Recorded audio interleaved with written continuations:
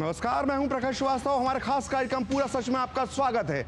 और खबरों की दुनिया में पूरा सच बहुत जरूरी होता है, क्योंकि झूठ से भी खतरनाक होता है अधूरा सच, और इसी तरह खतरनाक होती है अधूरी खबर। इसलिए हर खबर का पूरा सच हम आपको बताएंगे, वो भी तथ्यों, तर्कों और सबूतों के साथ। तो आइए बिना देर किए देखते हैं पूरा सच।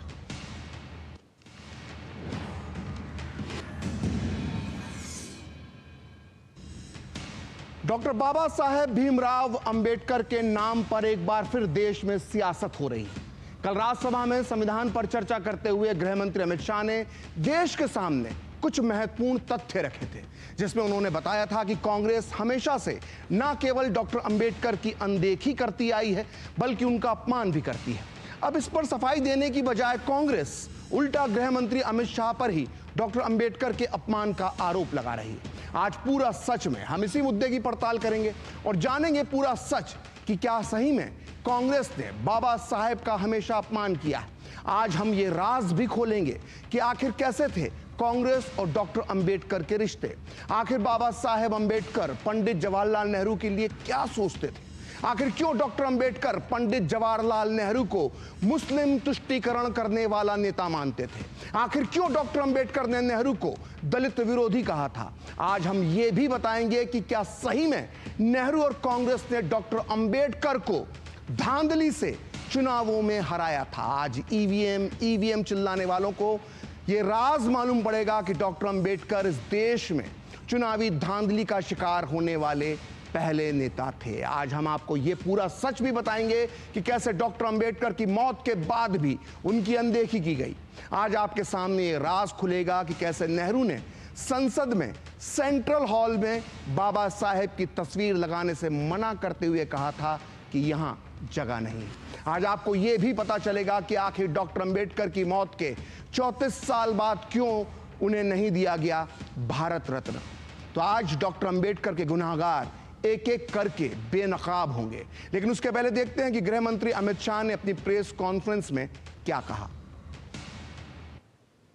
कल से कांग्रेस पार्टी ने फिर एक बार अपनी पुरानी पद्धति को आजमाते हुए बातों को तोड़ मरोड़ कर और सत्य को असत्य के कपड़े पहनाकर समाज में भ्रांति फैलाने का एक कुत्सित प्रयास किया है। पहले उन्होंने नरेंद्र मोदी जी के भी एडिटेड बयानों को सार्वजनिक किया।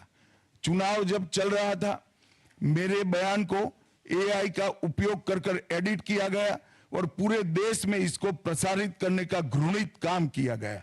और आज अंबेडकर जी के लिए मेरी बात को तोड़ मरोड़ कर वो पेश कर रहे हैं। मैं स्पष्टता के साथ कहना चाहता हूं, मीडिया को विनती भी करना चाहता हूं कि मेरा पूरा बयान जनता के सामने रखिए। मैं वो पार्टी से आता हूं जो पार्टी कभी अंबेडकर जी का अपमान नहीं कर सकती। पहले जनसंघ और फिर भारतीय जनता पार्टी ने हमेशा अंबेडकर जी के सिद्धांतों के आधार पर चलने का प्रयास किया है। जब जब भारतीय जनता पार्टी शासन में रही, अंबेडकर जी के सिद्धांतों का हमने प्रचार किया है। आरक्षण को और मजबूत करने का काम भारतीय जनता पार्टी ने किया है। तो गृह मंत्री अमित शाह ने कहा है कि उनके बयान को तोड़ मरोड़ कर पेश किया गया है। वहीं कांग्रेस ने इसे मुद्दा बना लिया है। वो संसद के बाहर भी और संसद के अंदर भी हंगामा कर रही है। आइए सुनते हैं कि गृह मंत्री अमित शाह का वो पूरा बयान, जिसका एक छोटा सा हिस्सा निकालकर कांग्रेस बखेड़ा खड़ा कर रही है। अभी एक फैशन हो गया है, अंबेडकर अंबेडकर अंबेडकर अंबेडकर अंबेडकर अंबेडकर। इतना नाम अगर भगवान का लेते हैं तो 7 जन्मों तक स्वर्ग मिल जाता। तो अच्छी बात है ना। सुनिए तो, सुनिए ना, आप सुनिए ना, मैं बताता हूं।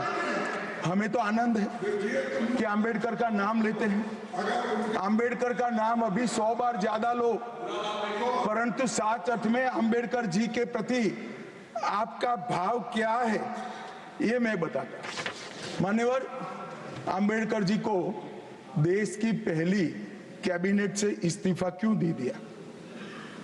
अंबेडकर जी ने कई बार कहा कि अनुसूचित जातियों और जनजातियों से हुए व्यवहार से मैं असंतुष्ट हूं। सरकार की विदेश नीति से मैं असहमत हूं और आर्टिकल 370 से मैं असहमत हूं। इसलिए वो छोड़ना चाहते थे, उनको आश्वासन दिया गया, आश्वासन पूरा नहीं हुआ, उन्होंने इग्नोरेंस के चलते इस्तीफा दे दिया।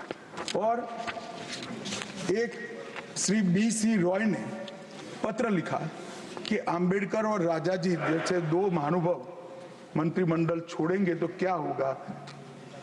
तो नेहरू जी ने उनको जवाब में लिखा है, राजाजी के जाने से तो थोड़ा बहुत नुकसान होगा, अंबेडकर के जाने से मंत्रिमंडल कमजोर नहीं होता है।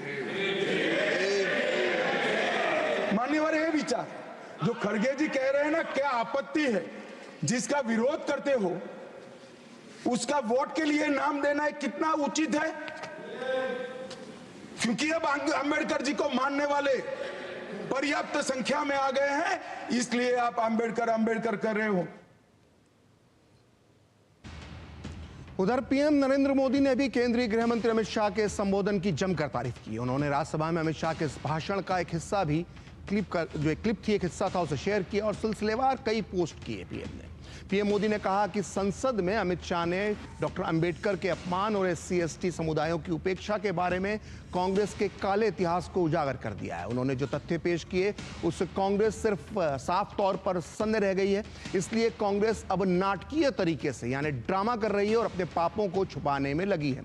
पीएम ने आगे कहा कि भारत की जनता ने बार बार देखा है कि कैसे एक ही परिवार के नेतृत्व वाली एक पार्टी ने डॉक्टर अंबेडकर की विरासत को मिटाने और SC/ST समुदायों को अपमानित करने के लिए हर संभव गंदी चाल चली है। प्रधानमंत्री ने डॉक्टर अंबेडकर को लेकर कांग्रेस के गुनाहों की लिस्ट भी बताई। पीएम मोदी ने लिखा कि बाबा साहेब को एक नहीं बल्कि 2 बार चुनाव हरवाना, पंडित नेहरू का उनके खिलाफ चुनाव प्रचार करना और अपने नुकसान को प्रतिष्ठा का प्रश्न बनाना, बाबा साहब अंबेडकर को भारत रत्न ना देना और संसद के सेंट्रल हॉल में उनके पोर्ट्रेट को जगह नहीं देना बाबा साहेब को लेकर कांग्रेस के पापों में शामिल है। प्रधानमंत्री ने यह भी कहा कि कांग्रेस इससे इनकार नहीं कर सकती है कि SC/ST समुदायों के सबसे भीषण नरसंहार उनकी ही सरकारों के दौरान हुआ है और वर्षों तक वे सत्ता में बैठे रहे, लेकिन SC/ST के सशक्तिकरण के लिए कुछ भी ठोस कार्य नहीं किए गए। पीएम मोदी ने कहा कि अगर कांग्रेस और उसका तंत्र ये सोचता है कि उनके दुर्भावनापूर्ण झूठ और उनके सालों के कुकर्मों पर हमेशा पर्दा पड़ा रहेगा तो ये उनकी भूल है। तो ये था पीएम मोदी का आज का बयान। और कांग्रेस आज ये आरोप लगा रही है कि गृह मंत्री अमित शाह ने डॉक्टर अंबेडकर का अपमान किया है। वहीं पीएम मोदी का कहना है कि कांग्रेस सदा से बाबा साहेब का अपमान करती आई है। आखिर पूरा सच क्या है? आइए शुरू करते हैं इसकी पड़ताल और आपको बताते हैं कि बाबा साहेब अंबेडकर और कांग्रेस के बीच आखिर कैसे रिश्ते थे। तो ये तो सबको पता ही है कि डॉक्टर अंबेडकर पंडित नेहरू की पहली सरकार में कानून मंत्री थे और उन्होंने देश का संविधान बनाने में अपना महान योगदान दिया था। लेकिन इसके बाद 1951 में डॉक्टर अंबेडकर का भरोसा नेहरू सरकार से उठ गया और उन्होंने इस्तीफा दे दिया। लेकिन बात यहीं खत्म नहीं होती है। बाबा साहेब के जीते जी ही नेहरू सरकार ने उनका मुंह बंद करवाने की साजिश रच ली थी।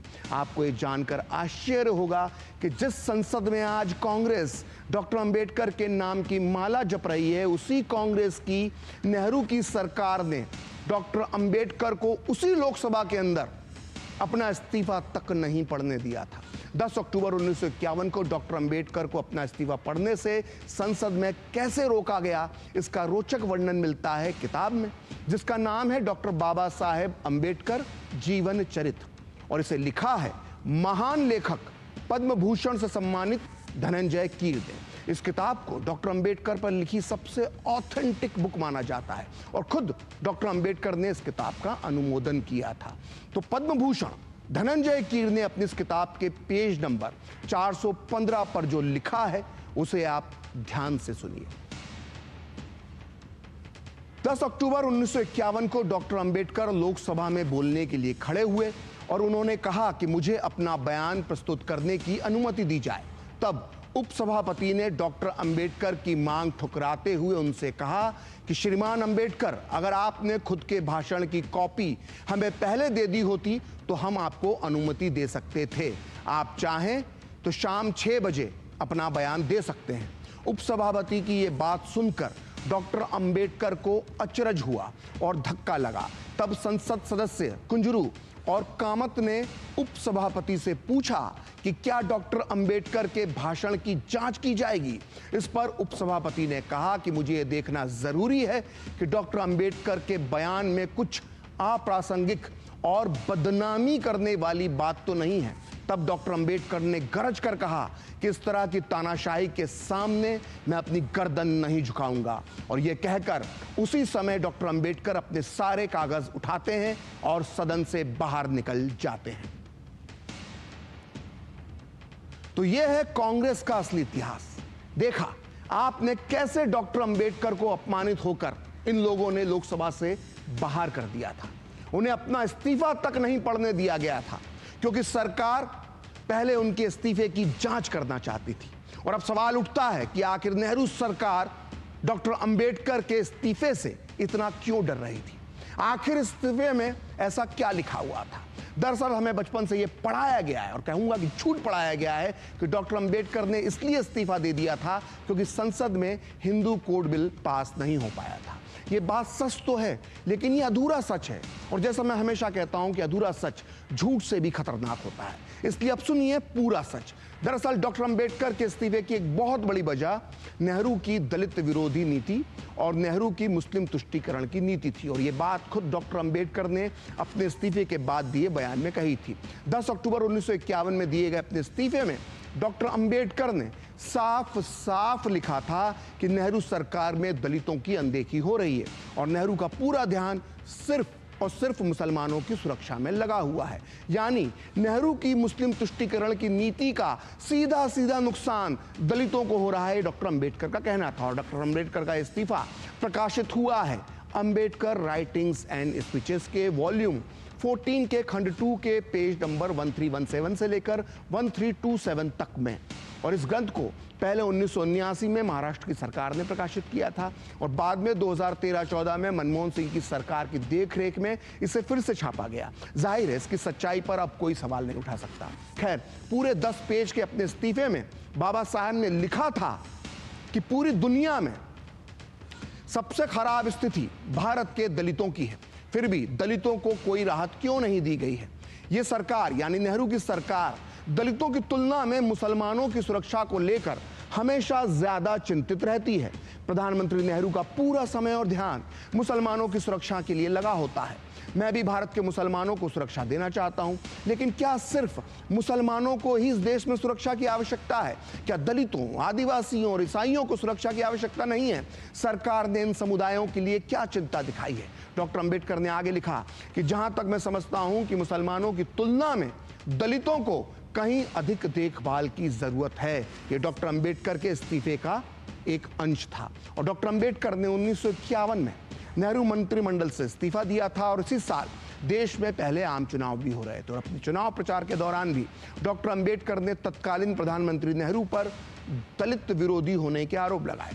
डॉक्टर अंबेडकर ने 27 अक्टूबर 1951 को जालंधर में दिए अपने चुनावी भाषण में कहा था कि नेहरू के राज में मुसलमान दलितों की कीमत पर मौज कर रहे हैं, जबकि इस देश में मुसलमानों से ज्यादा दलितों को सुरक्षा की आवश्यकता है। बाबा साहेब का यह भाषण प्रकाशित हुआ है अंबेडकर राइटिंग्स एंड स्पीचेस के वॉल्यूम 17 के खंड 3 के पेज नंबर 418 पर।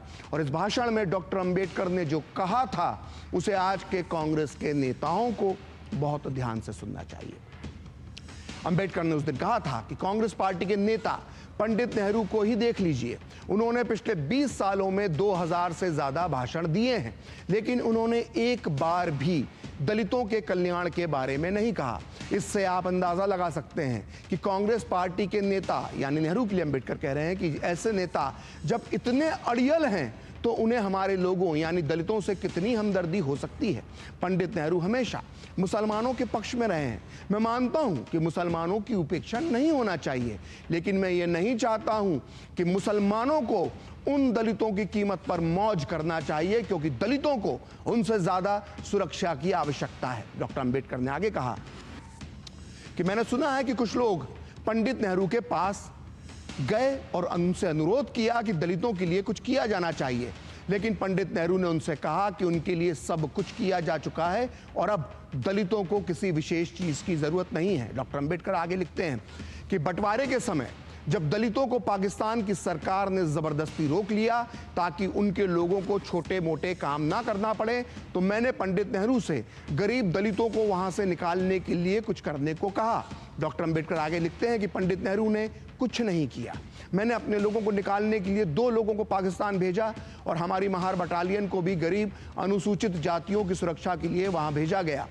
सोचिए, अगर कांग्रेस के नेताओं को हमारे लोगों यानी दलितों से इतनी हमदर्दी है तो कांग्रेस हमारे लिए यानी दलितों के लिए क्या करेगी। तो राहुल गांधी से लेकर कांग्रेस का हर छोटा बड़ा नेता आज ईवीएम चिल्लाता है। वामपंथी और अन्य विपक्षी पार्टियां भी ईवीएम को कोसते हैं। जब भी ये चुनाव हार जाते हैं तो चुनावी धांधली का आरोप लगाने लगते हैं, लेकिन ये लोग ये कभी नहीं बताते कि 1952 में नेहरू की कांग्रेस ने कम्युनिस्ट पार्टी के साथ मिलकर कैसे बाबा साहेब को बेईमानी से चुनाव में हराया था। जी हां, डॉक्टर अंबेडकर थे भारतीय चुनावी इतिहास की पहली धांधली के शिकार और उनके साथ धांधली करने का आरोप लगा था नेहरू की कांग्रेस और वामपंथियों पर। तो बात 1952 की है। देश का पहला आम चुनाव हो रहा था।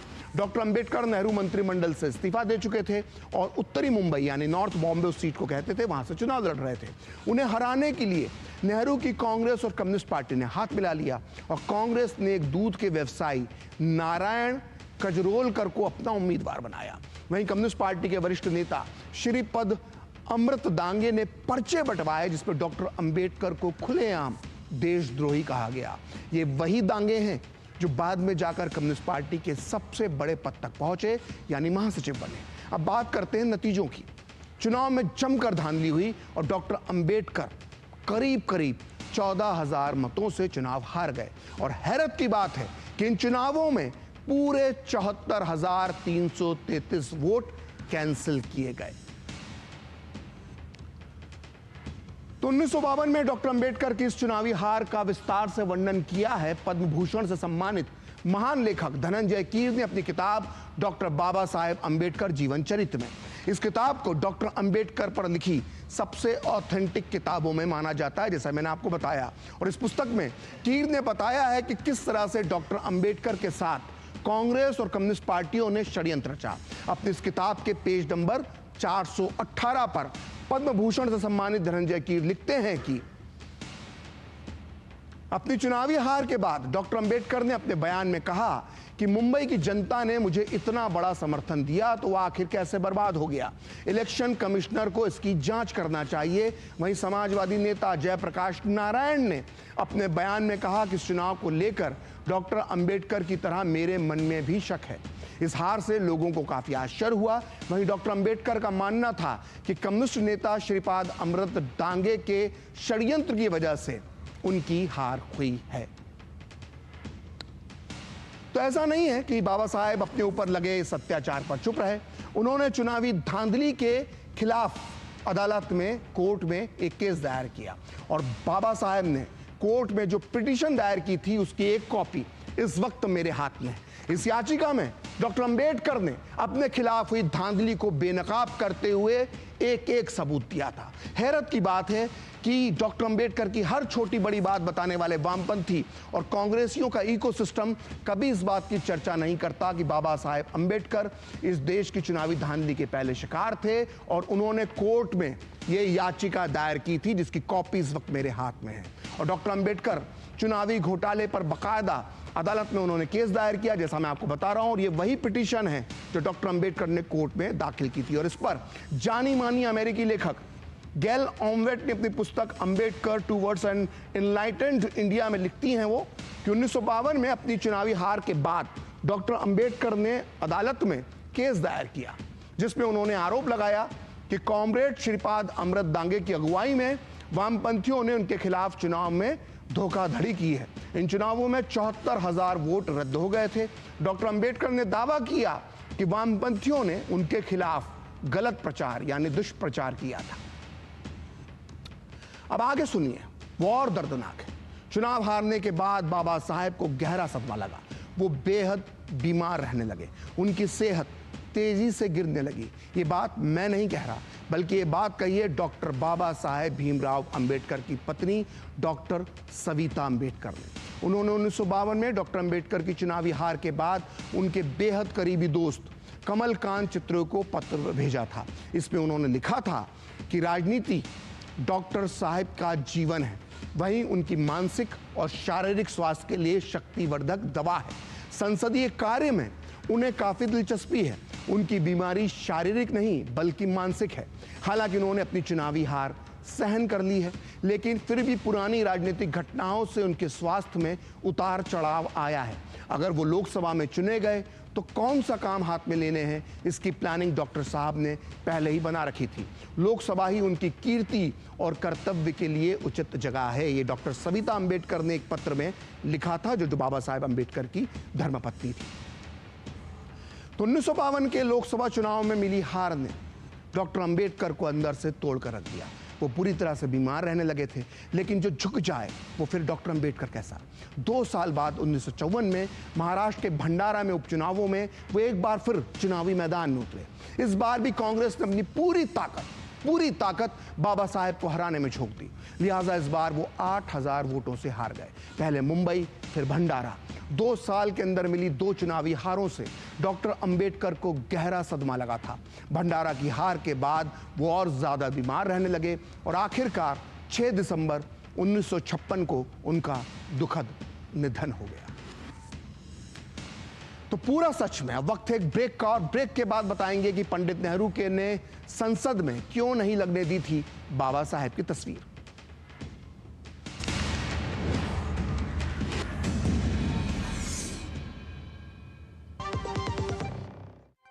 राजनीति की चाल से दुनिया के हाल तक,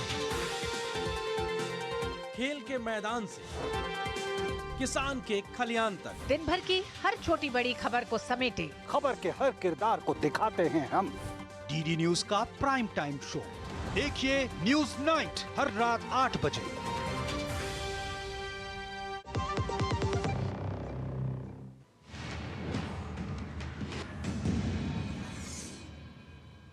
तो ब्रेक के बाद पूरा सच में आपका एक बार फिर से स्वागत है। और डॉक्टर अंबेडकर के निधन के 8 साल बाद तक पंडित जवाहरलाल नेहरू इस देश के प्रधानमंत्री रहे, और उनकी सरकार ने अंबेडकर की मृत्यु के बाद भी उनके प्रति वो सम्मान नहीं दिखाया जिसके बाबा साहेब हकदार थे।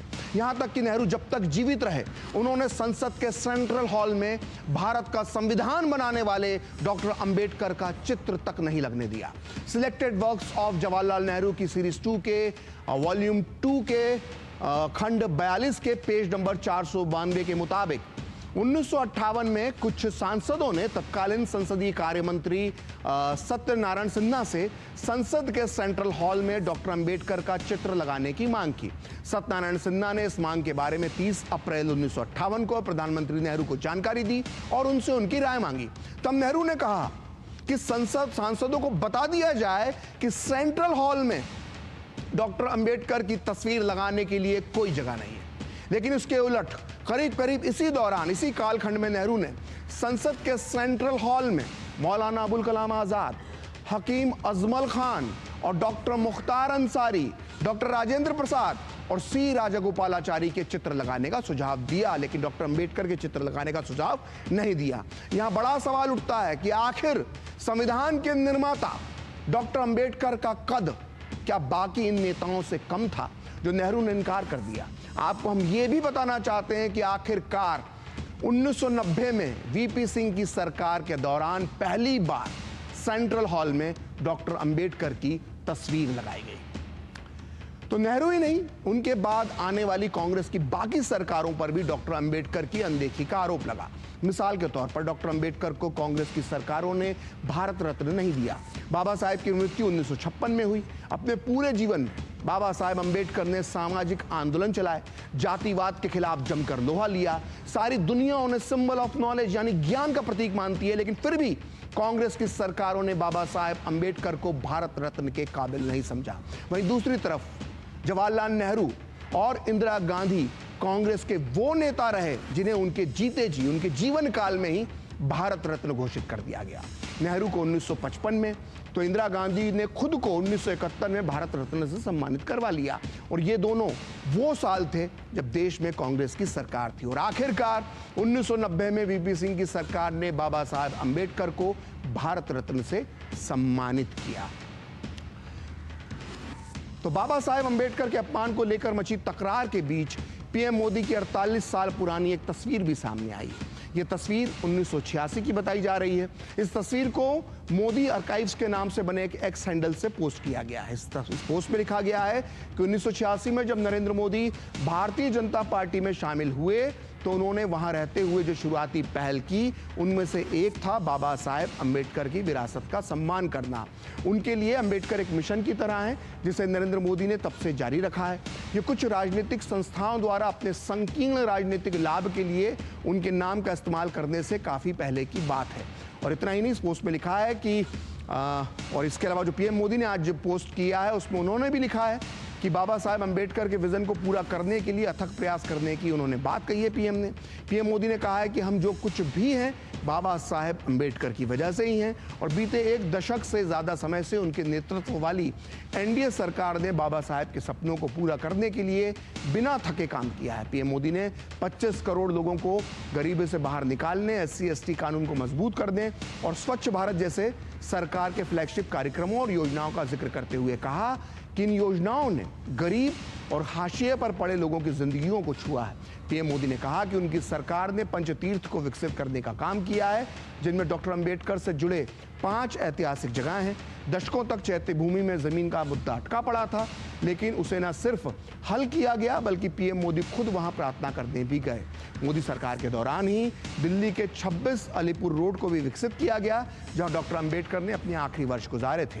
लंदन में वो जिस घर में रहे डॉक्टर अंबेडकर, सरकार ने उसका भी अधिग्रहण किया क्योंकि जब बाबा साहेब अंबेडकर की बात आती है तो उनके प्रति हमारा पूरा सम्मान और आदर है, ये पीएम मोदी ने कहा है। और केंद्रीय गृह मंत्री अमित शाह ने भी अपनी प्रेस कॉन्फ्रेंस में आज ये बातें कही हैं। तो आज पूरा सच में इतना ही। कल फिर होगी आपसे मुलाकात अपने इस खास कार्यक्रम पूरा सच में किसी और सियासी मुद्दे की पड़ताल के साथ। तो मुझे और मेरी पूरी टीम को दीजिए अनुमति। नमस्कार।